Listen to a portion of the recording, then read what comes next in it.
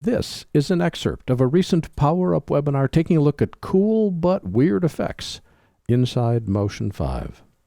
In this excerpt, I'll show you things you can do with an image mask.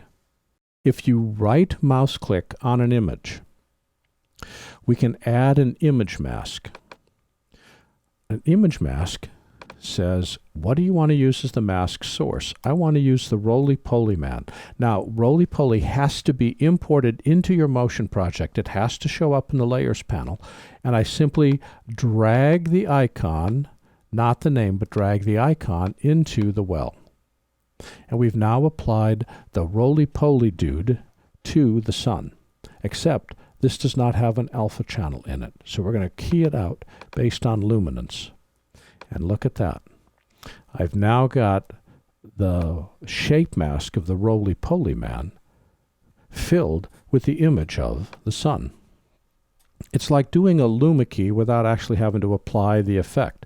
I can image mask any object by right mouse clicking on it, say add an image mask.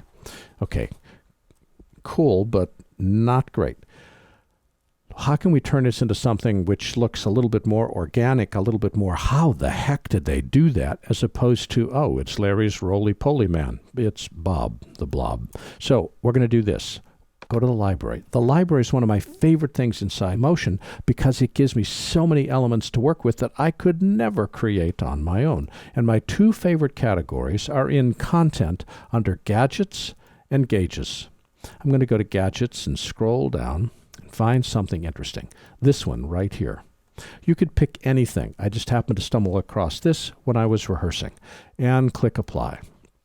There is the gadget. Clearly, we are not particularly overwhelmed with how cool that looks. But as I play it, oh, we got to turn that audio off. Click the audio tab, grab the volume all the way to the left, go back to layers.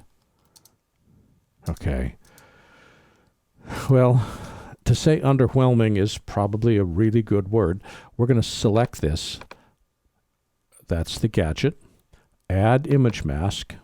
There's the image mask. Select it. Go to the inspector. The inspector says, what do you want to use as the mask source? I'm going to use NASA, drag it over, and I'm going to change this from alpha to luminance. Look at that. What did we just do? Look at how we took all those flat colors and added a bajillion amount of texture.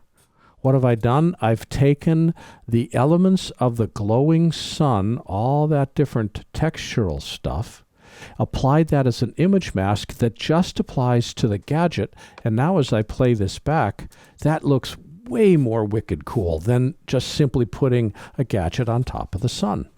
We can have it be additive or subtractive, whichever looks the best for your particular project. Subtract actually makes this pop a whole lot more than additive does. Additive sort of pulls it to the background. Subtract puts it in your face and says, hey, pay attention to this. Is that not cool?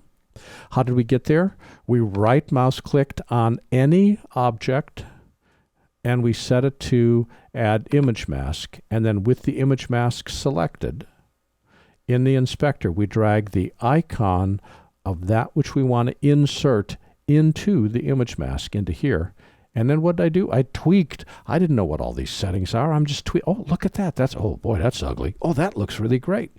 I'm giving myself a chance to play, test it, and see what it looks like. This has been an excerpt of a recent Power Up webinar taking a look at cool but weird effects inside Motion 5. For the complete version of this online training, please visit our store at larryjordan.biz/store and look for Webinar 142. By the way, if you need to stretch your training dollars, a subscription membership to our video training library saves you money. You can access all our videos for a low monthly price of only $19.99.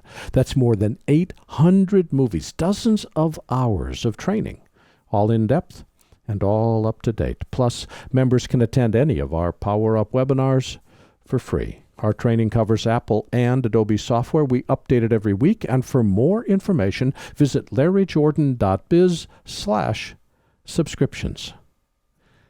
And thanks.